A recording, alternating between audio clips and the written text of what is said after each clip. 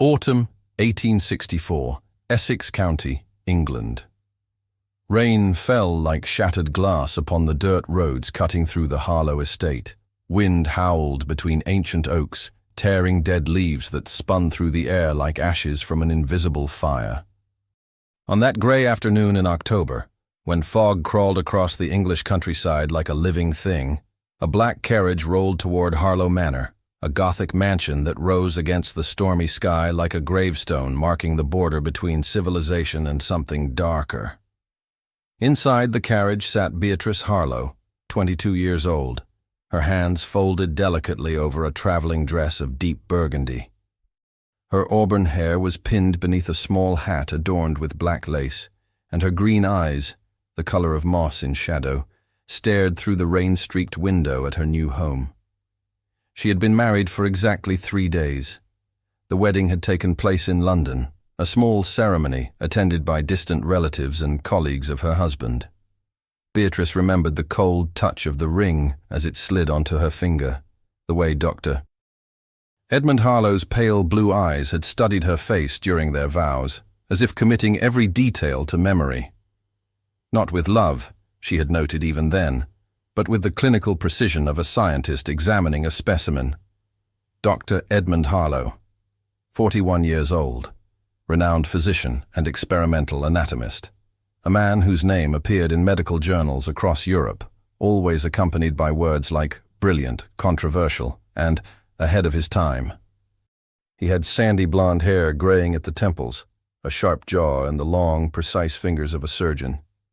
He wore wire-rimmed spectacles that caught the light in unsettling ways, making his eyes appear colorless at certain angles. They had met 6 months prior at a charitable function in London.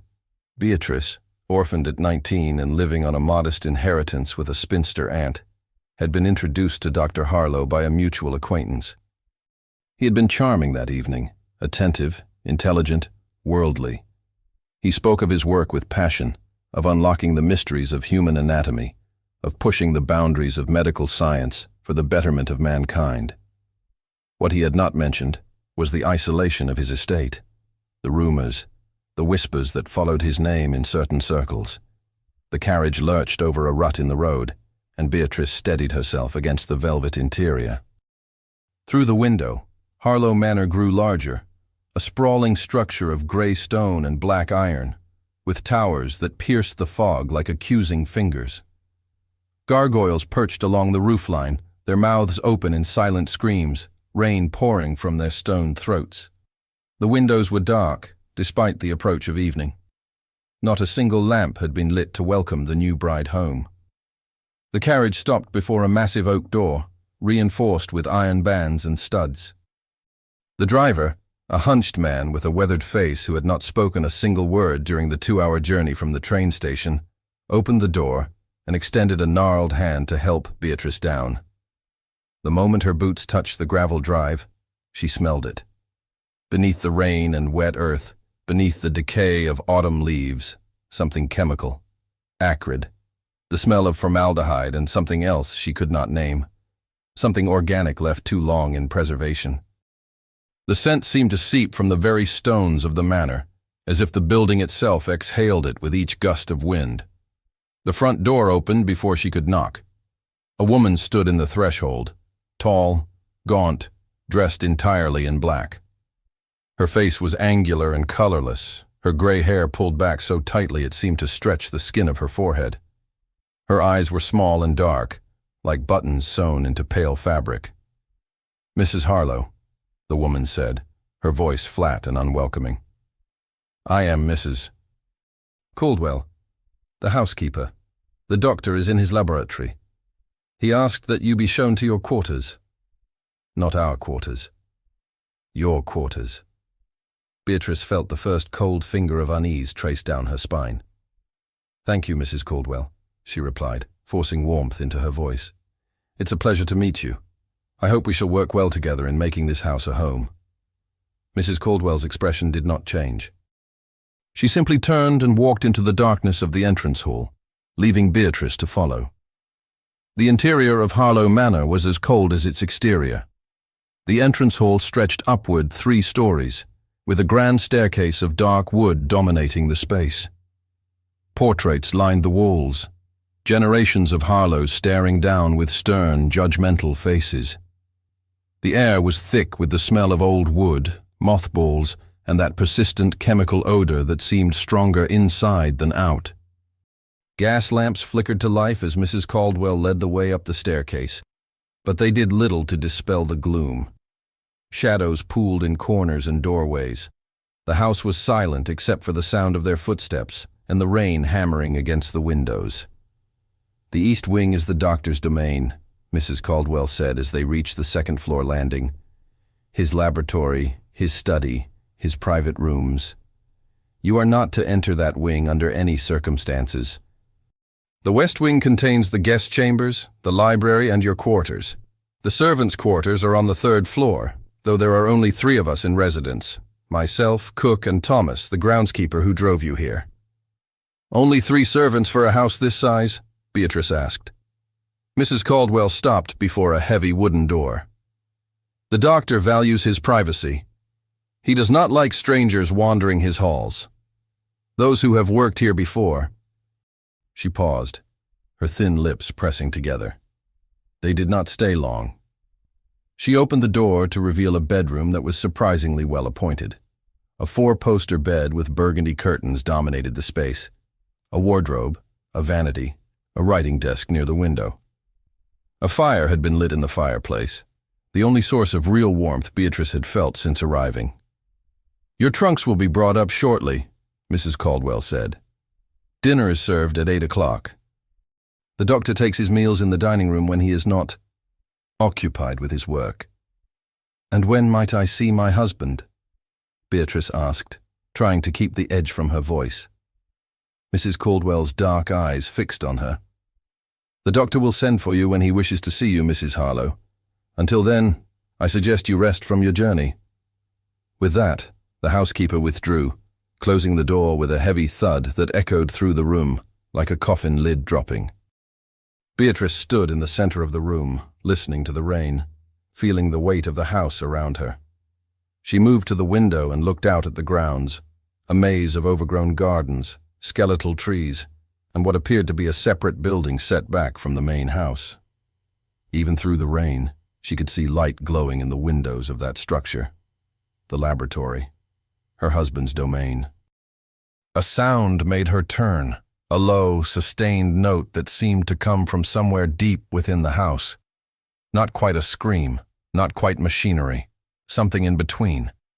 It lasted for several seconds, then faded into the storm. Beatrice's hands trembled as she gripped the windowsill. What had she done? What had she agreed to in accepting Edmund Harlow's proposal?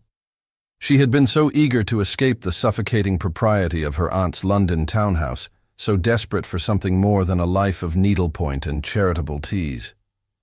Dr. Harlow had offered her adventure, intellectual companionship, a partnership in his great scientific endeavors. But standing in this cold room, in this silent house, breathing air tainted with chemicals and secrets, Beatrice Harlow began to understand that she had not married a man. She had delivered herself into the hands of something far more dangerous. A brilliant mind unbound by conscience. A doctor who saw human beings not as souls to be cherished, but as puzzles to be solved.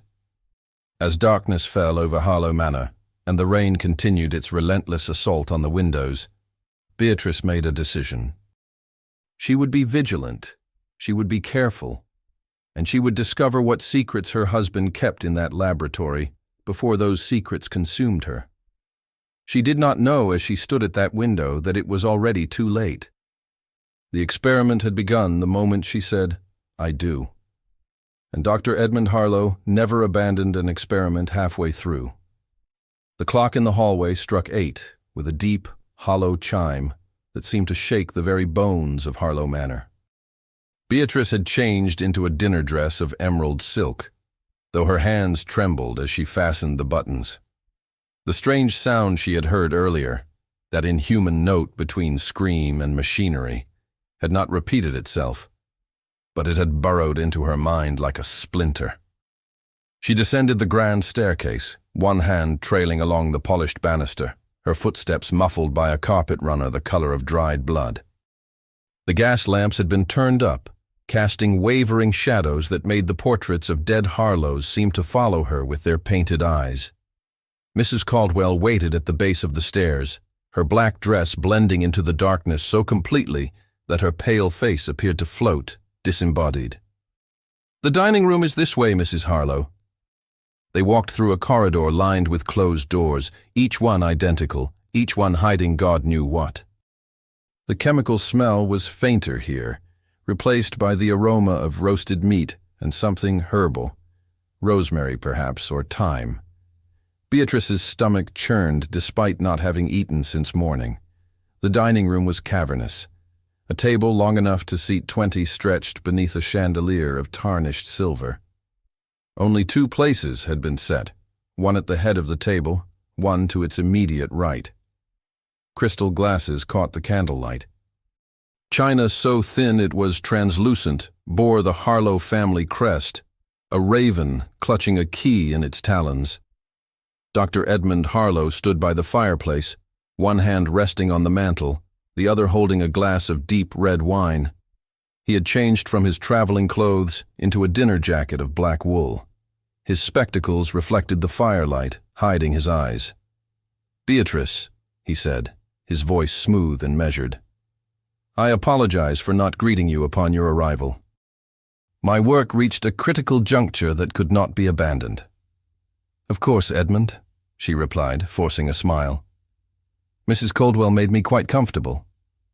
He moved to the table and pulled out her chair with practiced courtesy.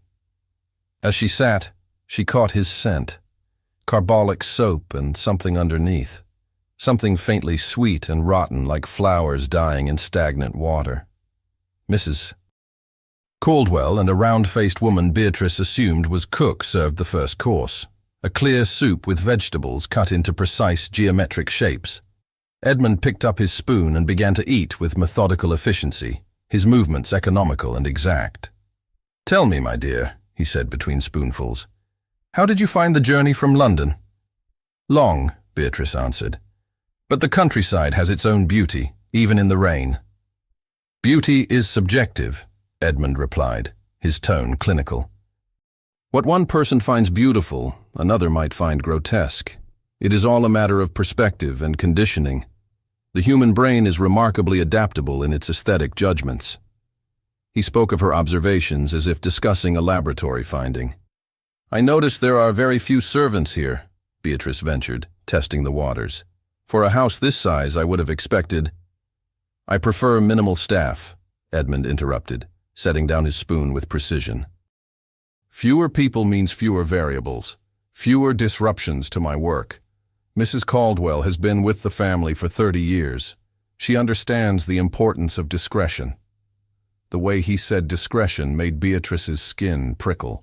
Cook brought the main course, roasted game hen with potatoes and carrots. The meat was tender, perfectly prepared, but Beatrice found it difficult to swallow. Edmund ate steadily, occasionally glancing at her with those pale blue eyes that never seemed to blink. "I saw a building behind the main house," Beatrice said, choosing her words carefully.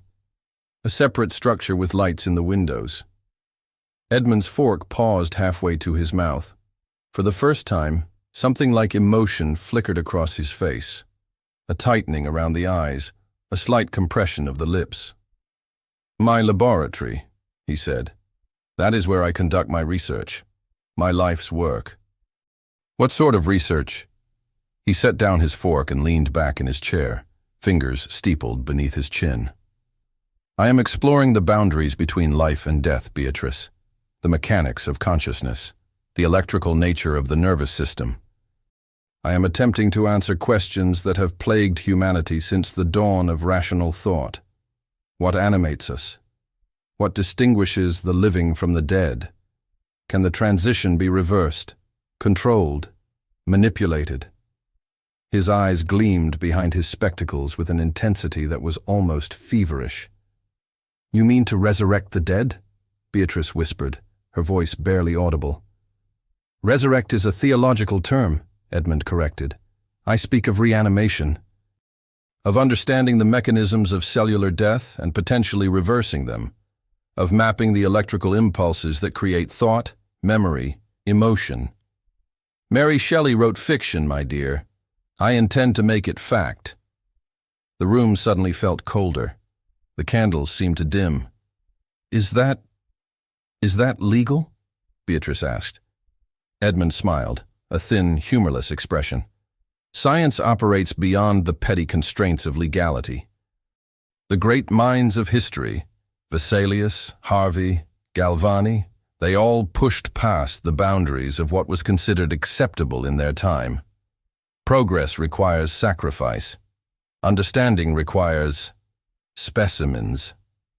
The way he said specimens made Beatrice's blood run cold. Where do you obtain these specimens? That, Edmund said, picking up his wineglass, is not a concern for you, my dear. You need only know that my work is of paramount importance. When I succeed, and I will succeed, I will revolutionize medicine, philosophy, our understanding of existence itself. My name will be remembered long after the stones of this house have crumbled to dust. He drained his wine and stood abruptly. I must return to the laboratory. An experiment requires monitoring through the night. You will excuse me. But Edmund, we've barely— Mrs. Caldwell will see you back to your quarters, he said, already moving toward the door. Sleep well, Beatrice. Tomorrow, perhaps, I will show you some of my less sensitive work. And then he was gone, his footsteps echoing down the corridor until they faded into silence. Beatrice sat alone at that enormous table, surrounded by guttering candles and the weight of empty chairs. Mrs. Caldwell appeared from the shadows like a spectre. Come, Mrs. Harlow, it's late.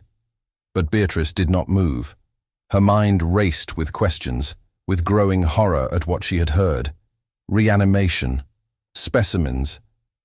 Experiments conducted through the night in a building separate from the house. Mrs. Caldwell, she said, her voice steadier than she felt. How long have you worked for Dr. Harlow? The housekeeper's face remained impassive.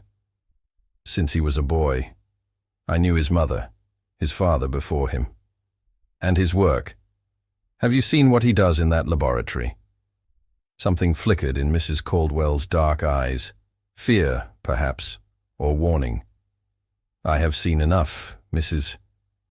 Harlow, to know that some questions are better left unasked, some doors better left unopened. The doctor is a great man engaged in great work. That is all you need to understand. But surely— There were others before you, Mrs. Caldwell said, her voice dropping to barely more than a whisper. Other women the doctor brought to this house. They asked too many questions. They went where they were forbidden to go. And now— She paused, her thin lips trembling. Now they are gone. Gone where? Beatrice demanded, rising from her chair. Mrs. Caldwell's face closed like a door slamming shut. I've said too much. Come, your room is prepared. Beatrice followed the housekeeper through the dark corridors, but her mind was elsewhere. Other women. Other wives. What had happened to them?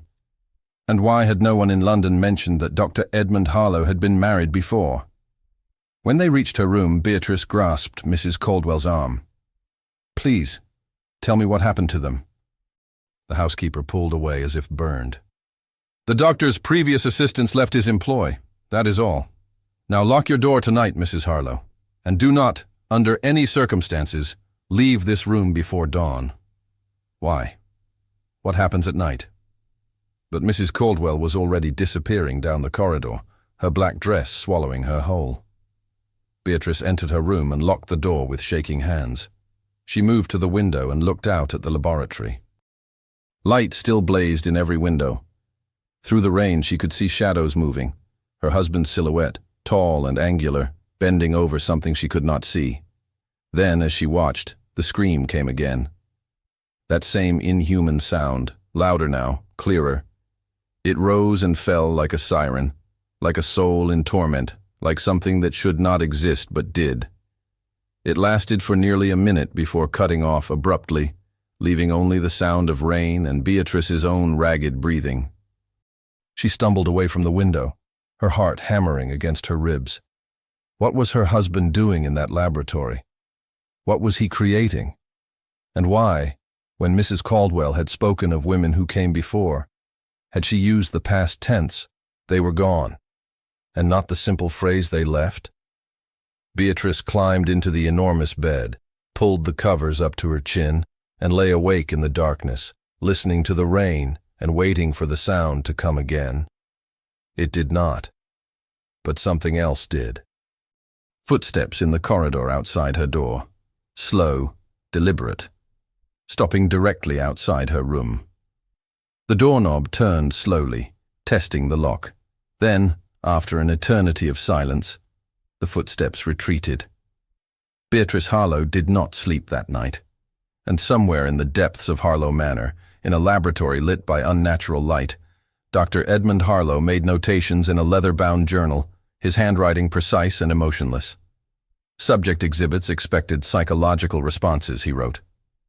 Fear, curiosity, attachment to societal norms. Excellent baseline. Conditioning may begin ahead of schedule.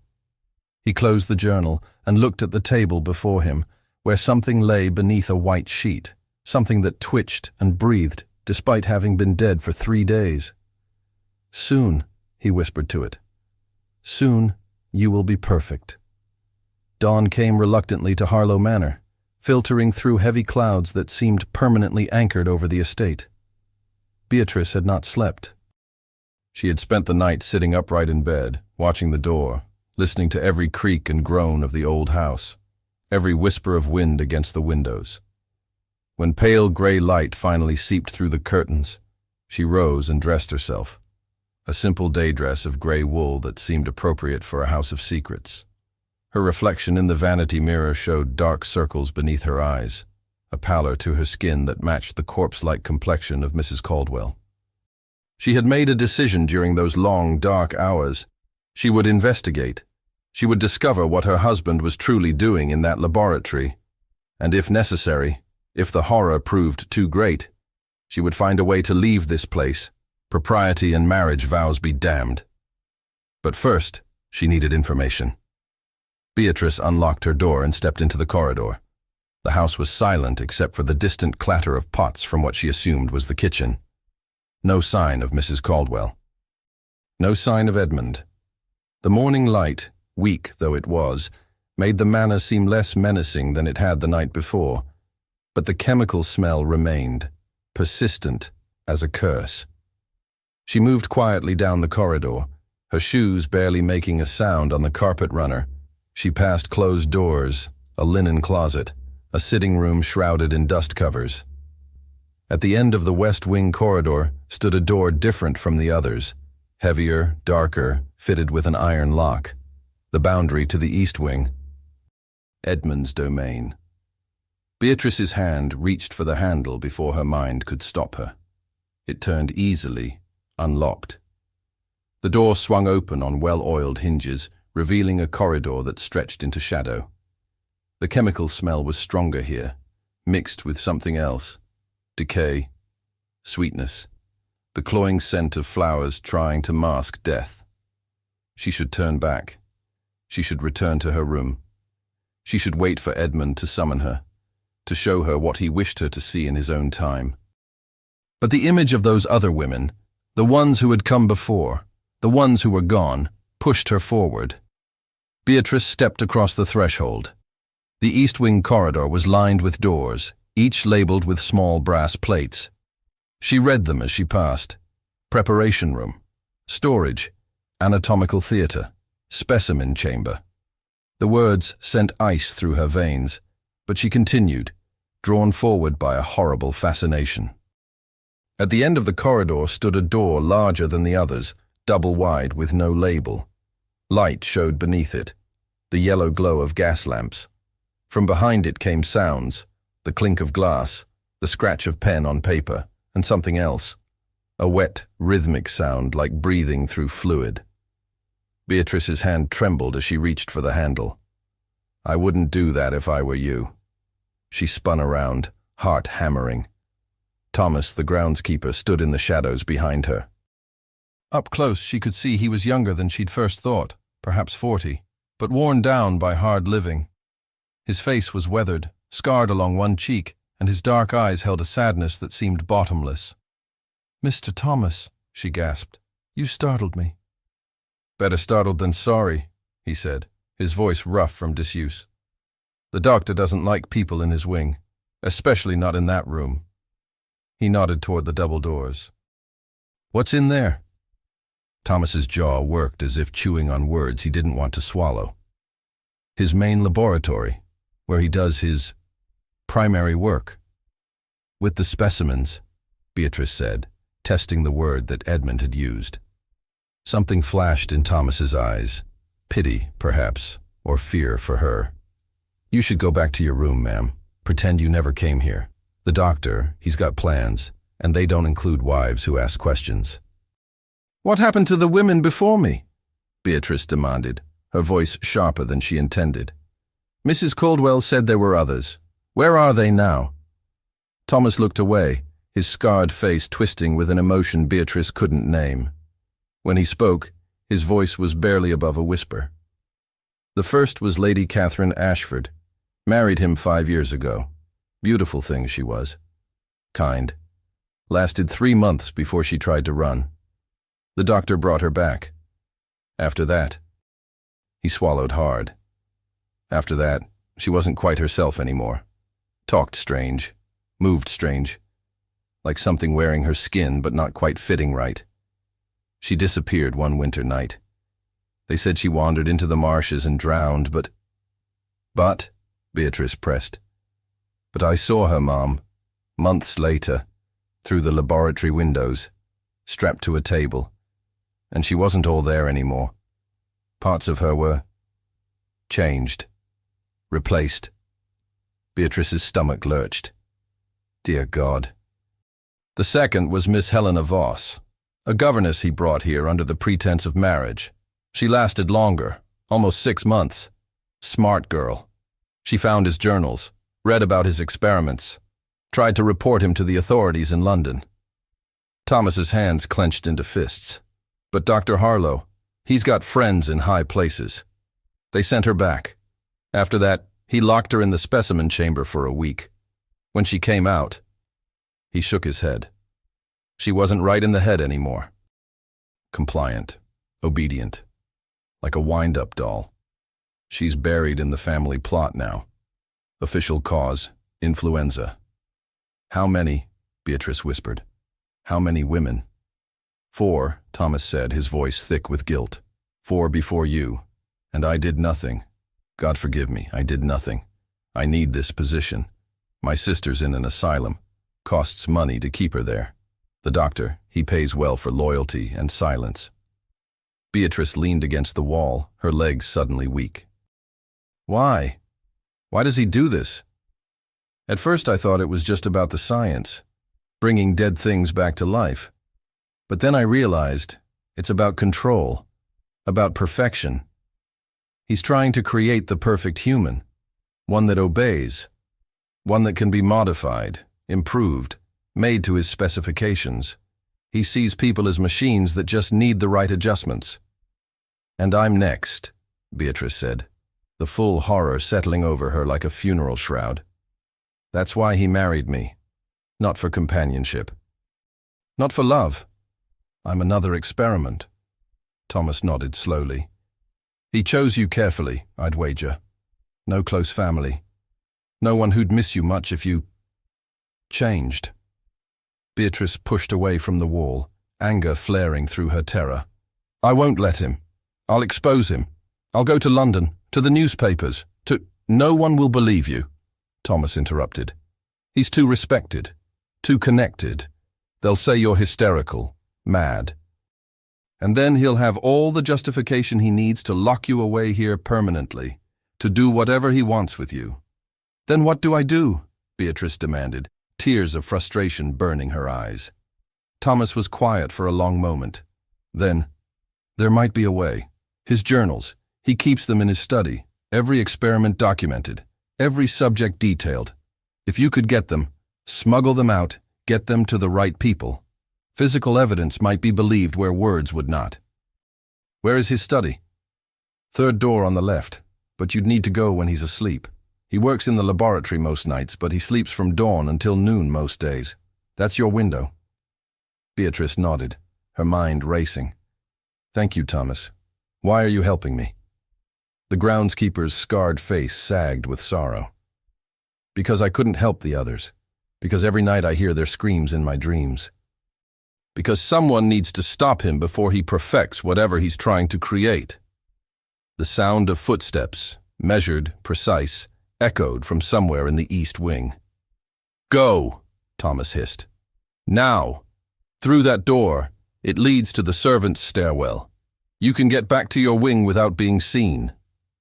Beatrice ran, her heart pounding, her dress swishing against her legs.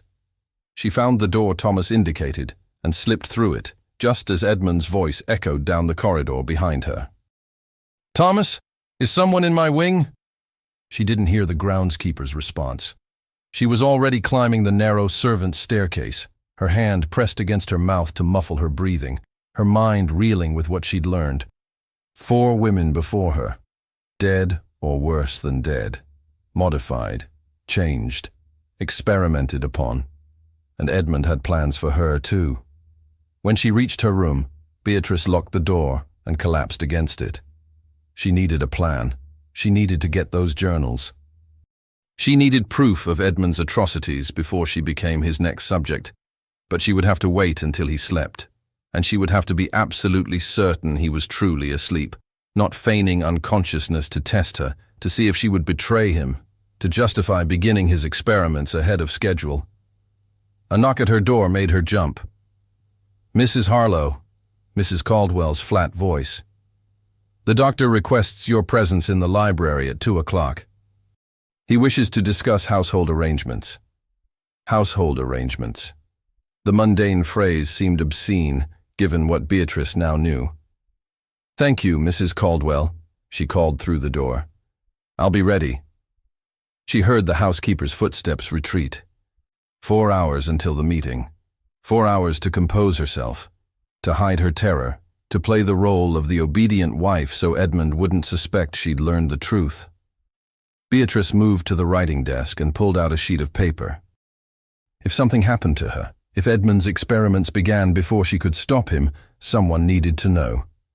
She began to write, her hand steady despite her fear. To whom it may concern. My name is Beatrice Harlow, née Winters.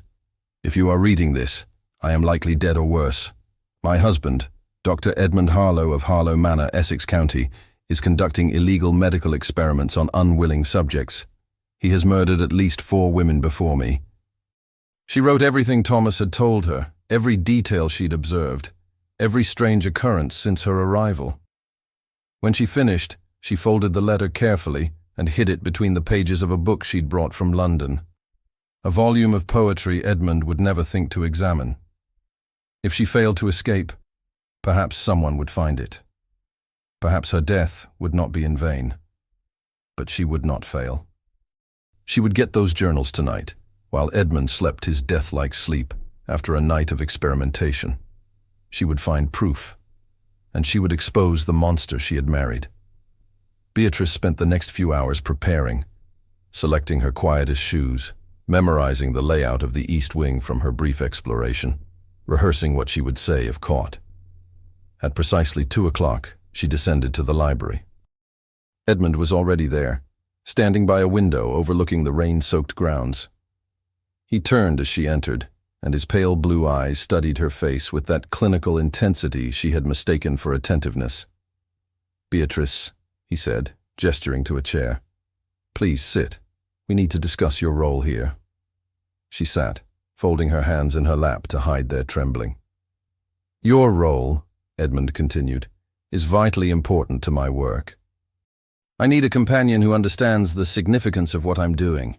Someone intelligent enough to grasp the concepts, yet pliable enough to accept the methods. What methods? Beatrice asked, her voice carefully neutral. Edmund smiled, that thin, humorless expression. All in good time, my dear. For now, I simply need you to trust me. Can you do that?" Beatrice met his eyes and lied with every fiber of her being. "Of course, Edmund. I am your wife. My trust in you is absolute." "Excellent," he said, and something flickered behind his spectacles. Satisfaction, perhaps, or hunger. "Then tonight, I will begin showing you my life's work. The real work. The work that will change everything." "I look forward to it," Beatrice said, though inside her soul screamed. Tonight. He would begin tonight. She had run out of time. October 1864. Harlow Manor, the night of reckoning. Darkness fell over Harlow Manor like an executioner's hood. Beatrice stood at her window, watching the laboratory lights blaze against the storm clouds that had rolled in with the evening. Rain hammered the glass with such violence it seemed the sky itself was trying to break through, to warn her, to give her one final chance to flee. But there was nowhere to run. Edmund had made that clear at dinner. As they sat at opposite ends of that cavernous table, barely visible to each other through the candlelight and shadows, he had outlined his plans with the detached precision of a man discussing crop rotations. "Tonight, Beatrice, you will accompany me to the laboratory. I will show you the culmination of 15 years of research. You will witness what no other living soul outside this estate has seen, the bridging of death and life, the mechanical perfection of human consciousness, the future of our species." She had nodded, smiled, played her part. "I am honored, Edmund." "You should be," he had replied, dabbing his lips with a napkin. "Very few are granted such knowledge, and fewer still have the privilege of contributing directly to scientific advancement." Contributing. The word hung in the air like poison gas. Now, at 9 o'clock, a knock came at her door. Mrs. Caldwell's voice, flat and inevitable. "The doctor is ready for you, Mrs. Harlow." Beatrice took one last look at her room, at the bed she would never sleep in again, at the writing desk where she had penned her confession, at the window overlooking ground she would never walk upon as a free woman. She had hidden her letter inside a loose brick in the fireplace, pressed as far back as her arm could reach. Perhaps someday, someone would find it. She opened the door. Mrs. Caldwell stood in the corridor, holding a lamp that cast grotesque shadows across her gaunt face. For the first time since Beatrice's arrival, the housekeeper's expression showed something other than cold indifference. It showed pity. "I'm sorry," Mrs. Caldwell whispered, so quietly Beatrice almost missed it. "You could help me," Beatrice said desperately. "You could let me leave. We could both leave." The housekeeper's face closed like a coffin lid. "There is no leaving Harlow Manor, Mrs. Harlow. Not for you, not for me, not for any of us. We are all the doctor's specimens now. We just serve different purposes." She turned and walked down the corridor, and Beatrice had no choice but to follow. They descended through the house, taking corridors Beatrice hadn't seen before, passing rooms she hadn't known existed. Down and down they went, until they reached a heavy door, reinforced with iron bands. Mrs. Caldwell produced a key from her dress and unlocked it. Beyond lay a tunnel, stone walls weeping with moisture, gas lamps flickering at intervals, the chemical smell so strong it made Beatrice's eyes water. The tunnel stretched for what must have been 100 yards, connecting the main house to the laboratory through the underground. "So no one sees what goes in and out," Beatrice whispered, understanding. Mrs. Caldwell said nothing, but her silence was confirmation enough. The tunnel ended at another reinforced door.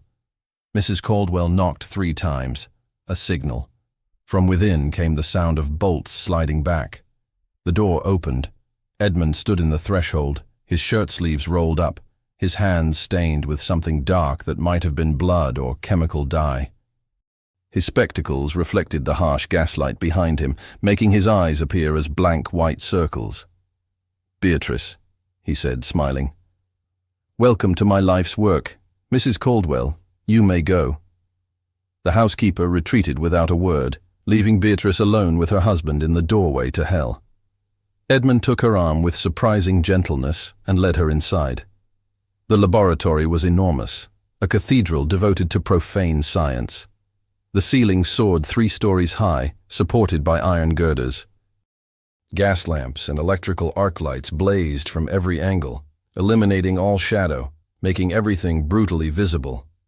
Rows of tables stretched across the space, each one bearing equipment, beakers, tubes, electrical apparatus, surgical instruments arranged with obsessive precision. But it was the specimens that drew Beatrice's horrified gaze. Glass cylinders lined one entire wall, each 6 feet tall and filled with clear fluid.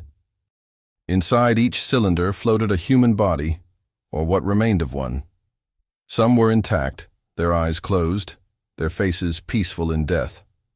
Others had been dissected, their internal organs visible through opened chest cavities. Still others had been modified, mechanical parts grafted to flesh, metal replacing bone, copper wire threaded through nervous systems like obscene jewelry. Beatrice's stomach heaved. She pressed a hand to her mouth, tasting bile. "Remarkable, aren't they?" Edmund said, his voice filled with pride. "Each one represents a stage in my research, trial and error, learning what works, what fails, what improvements can be made." "They were people," Beatrice gasped. "They had lives, families." "They were criminals," Edmund interrupted calmly. "Murderers, thieves, the dregs of society. I obtained them through various channels. Their deaths serve a purpose far greater than their lives ever could have. They advance human knowledge. They bring us closer to conquering death itself." He led her deeper into the laboratory, past tables covered with anatomical drawings, past shelves lined with jars containing organs suspended in formaldehyde, past a chalkboard filled with equations and diagrams that looked like neither medicine nor mathematics, but something in between. At the far end of the laboratory stood a platform raised 3 feet off the ground. Upon it sat a surgical table fitted with leather restraints at the wrists, ankles, waist, and forehead. Beside it stood a machine unlike anything Beatrice had ever seen, a construction of copper coils, glass tubes, electrical wires, and spinning cylinders that hummed with barely contained energy. "My masterpiece," Edmund said, gazing at the machine with the tenderness another man might show a child. "I call it the consciousness engine. It maps the electrical patterns of the brain, records them, and can theoretically reproduce them in another medium, whether flesh or something more permanent." "You want to transfer consciousness," Beatrice said, understanding flooding her with fresh horror. "To move a person's mind from one body to another. Or to preserve it indefinitely," Edmund added. "Imagine, Beatrice, immortality. Not the theological fantasy of heaven, but genuine material immortality. The preservation of everything that makes us who we are, independent of the frailty of flesh." "At what cost?" Beatrice demanded, her voice rising. "How many have died on that table? How many minds have you destroyed trying to play God?" Edmund's expression hardened. "I expected you to understand. I chose you because I thought you were intelligent enough to see beyond conventional morality to the greater purpose. You chose me because you thought I was alone, vulnerable, easy to control. I chose you," Edmund said coldly, "because you are the perfect candidate for the final test. Young, healthy, mentally sound. Your brain will provide the ideal template for mapping complete consciousness, and if successful, you will be the first truly perfected human, immortal, enhanced, freed from the limitations of your inferior female physiology."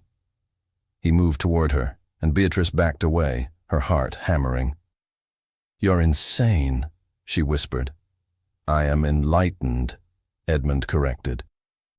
"I am the future, and you, my dear wife, will be my proof." He pulled a whistle from his pocket and blew, a sharp, piercing note. Within seconds, footsteps thundered from a side room.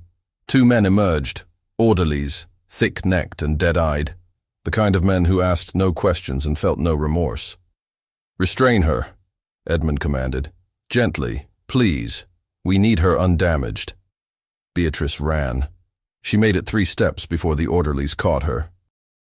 She fought, screaming, kicking, clawing at their faces, but they were too strong. They lifted her bodily and carried her toward the surgical table while Edmund watched with clinical detachment. "This fear response is natural," he said, making notes in a journal.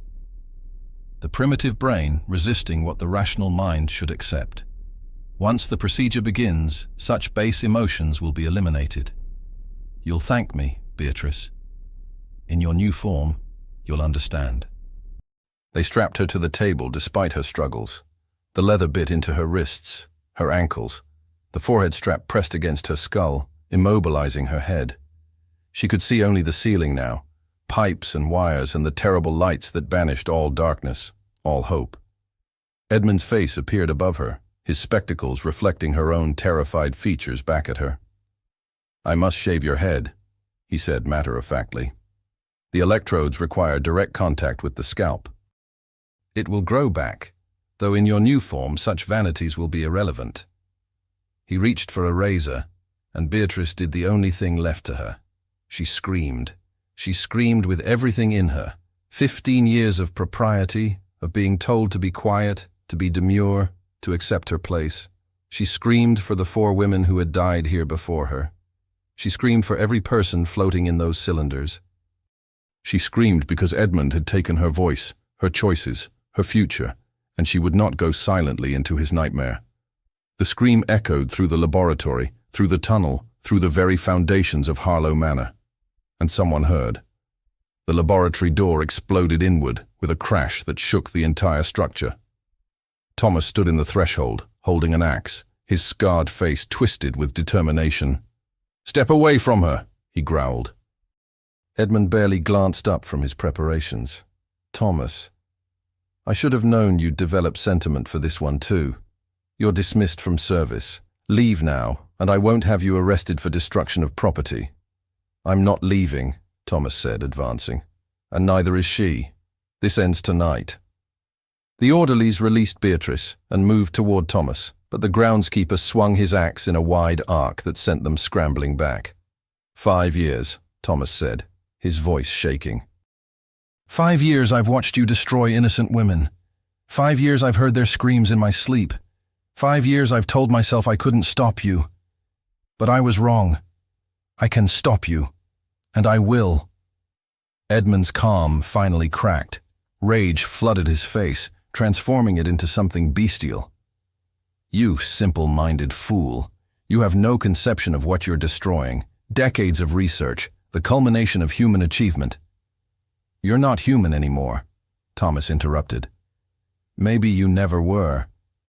He swung the axe again, this time at the consciousness engine. The blade bit deep into the copper coils. Sparks exploded in a shower of white-hot light. The machine screamed, a sound eerily similar to the inhuman wails Beatrice had heard from her room, and began to tear itself apart. Electrical arcs jumping between components, glass tubes shattering, chemical fluids spraying across the floor. "No!" Edmund lunged for the machine, trying to save it, his hands reaching into the electrical maelstrom. The current found him. His body went rigid, his back arching, his mouth opening in a silent scream as thousands of volts coursed through him. His spectacles shattered. His hair stood on end. For 5 eternal seconds, Dr. Edmund Harlow danced on the edge of his own creation, experiencing in his flesh what he had inflicted on so many others. The violent separation of consciousness from body. Then the machine exploded. The blast threw Thomas backward, threw the orderlies against the wall, shattered every glass cylinder, releasing a flood of formaldehyde and the bodies it had preserved. Fire erupted from the electrical components, spreading rapidly through the chemical-soaked laboratory. Through it all, Beatrice lay strapped to the table, deafened by the explosion, blinded by smoke, feeling heat growing around her. Then hands were at her restraints. Thomas, his clothes singed, blood running from a cut on his forehead, frantically unbuckling the straps. "Can you walk?" he shouted over the roar of the fire. "Yes," Beatrice gasped, though her legs nearly buckled when she tried to stand. Thomas caught her, supported her, half carried her toward the door. Behind them, the fire consumed Edmund's life work. 15 years of research, of horror, of stolen lives, all reduced to ashes. And somewhere in that inferno, if there was any justice in the world, Edmund's body burned beyond recognition, beyond resurrection, beyond any hope of the immortality he had sought. They stumbled through the tunnel, lungs burning from smoke, the heat pursuing them like a living thing. Behind them, the laboratory collapsed with a groan of tortured metal and shattering stone. They emerged into the main house, where Mrs. Caldwell stood frozen in the corridor, staring at the smoke billowing from the tunnel entrance. "It's over," Thomas said to her. "He's dead. We're free." The housekeeper's face crumpled.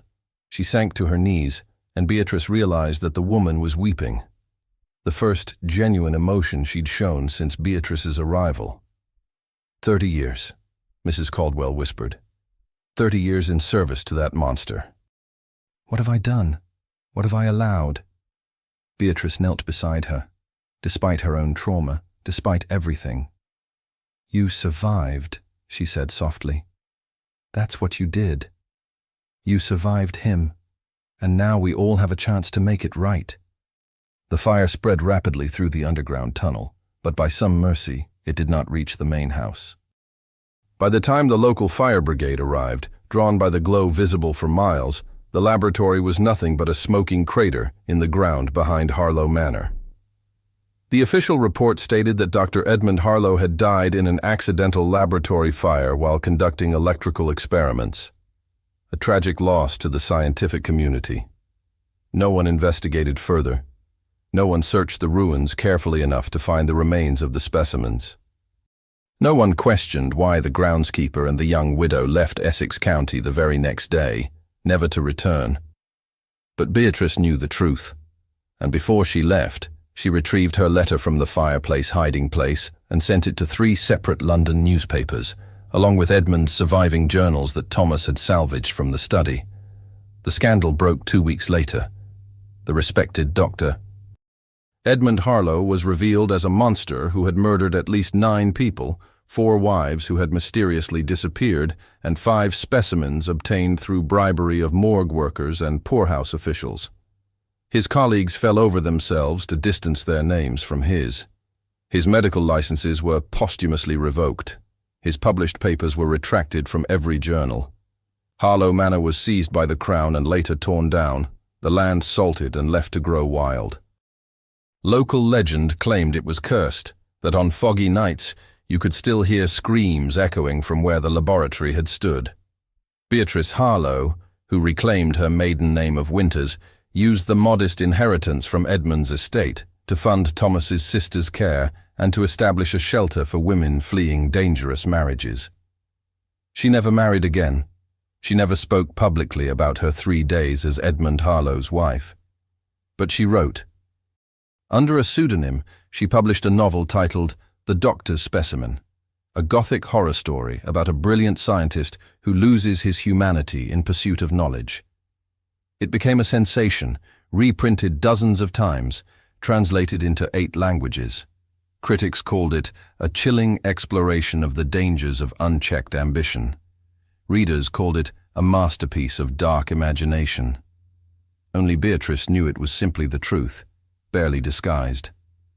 She lived to be 73 years old, surrounded by friends, respected in her community, remembered fondly by the hundreds of women whose lives she had helped save.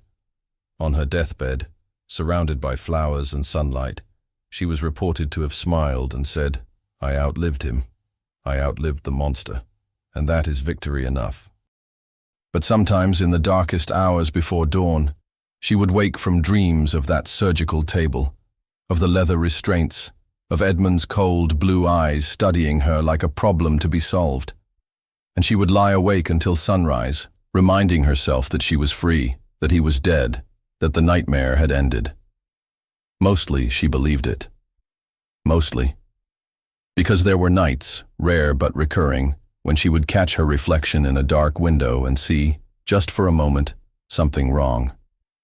A slight mechanical precision to her movements, an electrical quality to her gaze, a sense that something inside her had been touched, changed, altered in those final moments before Thomas's axe fell. Edmund had said the procedure would eliminate base emotions like fear. And Beatrice had to admit, in the decades since that terrible night, she had never felt fear again. Not truly. Not in the way she had before.